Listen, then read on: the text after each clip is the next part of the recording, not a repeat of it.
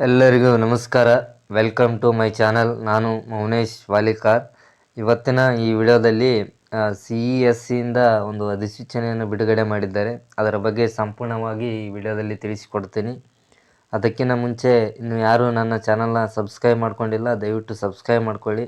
ಅದೇ ರೀತಿಯಾಗಿ ಹೆಚ್ಚು ಜನರಿಗೆ ನನ್ನ ವಿಡಿಯೋ ಶೇರ್ ಮಾಡಿ ಮತ್ತು ಲೈಕ್ ಮಾಡಿ. ಏನಾದರೂ ತಪ್ಪಿದ್ದಲ್ಲಿ ಇದರಲ್ಲಿ ಕಮೆಂಟ್ ಮಾಡಿ ಕೆಳಗಡೆ. ಮತ್ತು ಇವತ್ತಿನ ಈ ವಿಡಿಯೋದಲ್ಲಿ ಸಂಪೂರ್ಣವಾಗಿ CESC ಏನು ಅಧಿಸೂಚನೆಯನ್ನು ಬಿಡುಗಡೆ ಮಾಡಿದ್ದಾರೆ ಅದರ ಬಗ್ಗೆ ಎಲ್ಲದರ ಬಗ್ಗೆ ಮಾಹಿತಿಯನ್ನು ನೋಡೋಣ ಈ ವಿಡಿಯೋದಲ್ಲಿ. CESC ಅಂದರೆ ಮೊದಲನೇ ಚಾಮುಂಡೇಶ್ವರಿ ವಿದ್ಯುತ್ ಸರಬರಾಜು ನಿಗಮದಲ್ಲಿ ಅಧಿಸೂಚನೆಯನ್ನು ಬಿಟ್ಟಿರ್ತಾರೆ. ಇದಕ್ಕೆ ಬೇಕಾಗುವಂತಹ ಅರ್ಹತೆ ಮತ್ತು ಯಾವ ರೀತಿಯಾಗಿ ಅರ್ಜಿ ಸಲ್ಲಿಸಬೇಕು ಮತ್ತು ಎಲ್ಲಿ ಅರ್ಜಿ ಸಲ್ಲಿಸಬೇಕು, ಏಜು ಮತ್ತು ಯಾವ ರೀತಿಯಾಗಿ ವೇತನವನ್ನು ನೀಡುತ್ತಾರೆ ಎಲ್ಲದರ ಬಗ್ಗೆ ಸಂಪೂರ್ಣವಾಗಿ ವಿಡಿಯೋದಲ್ಲಿ ತಿಳಿಸಿಕೊಡ್ತೀನಿ. ಅದಕ್ಕೋಸ್ಕರ ಎಲ್ಲರೂ ಚಾನಲ್ನ ಸಬ್ಸ್ಕ್ರೈಬ್ ಮಾಡ್ಕೊಳ್ಳಿ. ಮೊದಲಿಗೆ ನೋಡ್ಬೋದು, ಇದು ಬಂದು ಚಾಮುಂಡೇಶ್ವರಿ ವಿದ್ಯುತ್ ಸರಬರಾಜು ನಿಗಮ CESC ರಾಜ್ಯ ಸರ್ಕಾರದ ಆಡಳಿತಕ್ಕೆ ಒಳಪಡುವ ಸಾರ್ವಜನಿಕ ಸಂಸ್ಥೆಯಾಗಿದ್ದು ಮೈಸೂರಿನಲ್ಲಿ ಪ್ರಧಾನ ಕಚೇರಿಯನ್ನು ಹೊಂದಿದೆ. 2005ರಲ್ಲಿ ಮಂಗಳೂರು ವಿದ್ಯುತ್ ಸರಬರಾಜು ನಿಗಮದಿಂದ ಬೇರ್ಪಟ್ಟಿದ್ದು 5 ಜಿಲ್ಲೆಗಳಾದ ಹಾಸನ, ಕೊಡಗು, ಮಂಡ್ಯ, ಮೈಸೂರು ಹಾಗೂ ಚಾಮರಾಜನಗರಗಳಿಗೆ ವಿದ್ಯುತ್ ಸೇವೆ ಒದಗಿಸುವ ಸ್ವತಂತ್ರ ನಿಗಮವಾಗಿ ಕಾರ್ಯನಿರ್ವಹಿಸುತ್ತಿದೆ ಇದು. ಮತ್ತು ಅದೇ ರೀತಿಯಾಗಿ ಇದಕ್ಕೆ ಅರ್ಜಿ ಸಲ್ಲಿಸಲು ಬೇಕಾದಂತಹ ವಿದ್ಯಾರ್ಹತೆ ಏನೇನಿರಬೇಕಂದ್ರೆ, ಮೊದಲಿಗೆ ಗ್ರಾಜ್ಯುಯೇಟ್ ಅಪ್ರೆಂಟಿಸ್ ಹುದ್ದೆಗೆ ಅರ್ಜಿ ಸಲ್ಲಿಸುವ ಅಭ್ಯರ್ಥಿಗಳು ಮಾನ್ಯತೆ ಪಡೆದ ವಿಶ್ವವಿದ್ಯಾಲಯ ಅಥವಾ ವಿದ್ಯಾಸಂಸ್ಥೆಯಿಂದ BE ಅಥವಾ BTech ಪದವಿಯನ್ನು ಪಡೆದವರು ಈ ಹುದ್ದೆಗೆ ಅರ್ಜಿಯನ್ನು ಸಲ್ಲಿಸಬಹುದು. ಮತ್ತು BA ಮತ್ತು ಈ ಥರ ಮಾಡಿದವರು ಇದಕ್ಕೆ ಅರ್ಜಿ ಸಲ್ಲಿಸಲು ಬರುವುದಿಲ್ಲ.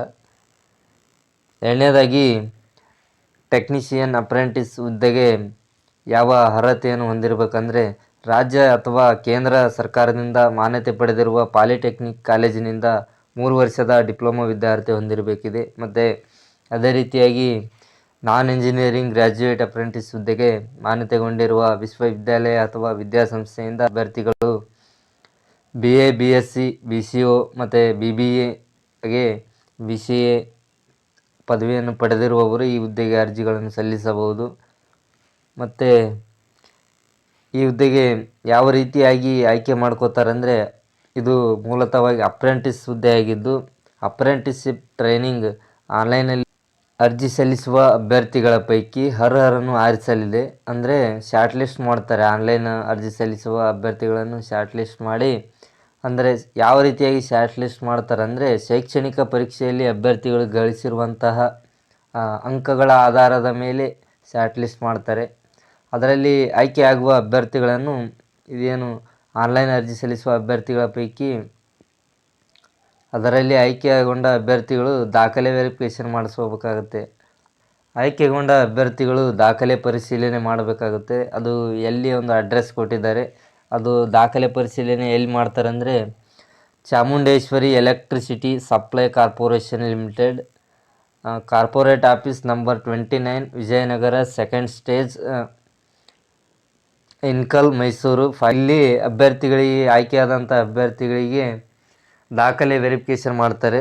ಮತ್ತು ಇತರೆ ಮಾನದಂಡಗಳು ಏನೇನು ಇರಬೇಕಂದ್ರೆ, ಅಭ್ಯರ್ಥಿಗಳಿಗೆ ಅರ್ಜಿ ಸಲ್ಲಿಸಲು ಮೊದಲನೇದಾಗಿ ಕನಿಷ್ಠ ಅಂಕಗಳೊಂದಿಗೆ ಡಿಪ್ಲೊಮಾ ಪದವಿ ವಿದ್ಯಾರ್ಹತೆಯನ್ನು JF 2019, 2020, 21, 22 ಅದೇ ರೀತಿಯಾಗಿ 2023 ಅಂದರೆ ಈ ಇಸ್ವಿಯಲ್ಲಿ ಅಭ್ಯರ್ಥಿಗಳು ಪದವಿಯನ್ನು ಪಡೆದುಕೊಂಡಿರಬೇಕು. ಅಂಥವ್ರು ಮಾತ್ರ ಈ ಹುದ್ದೆಗೆ ಅರ್ಜಿ ಸಲ್ಲಿಸಬಹುದು.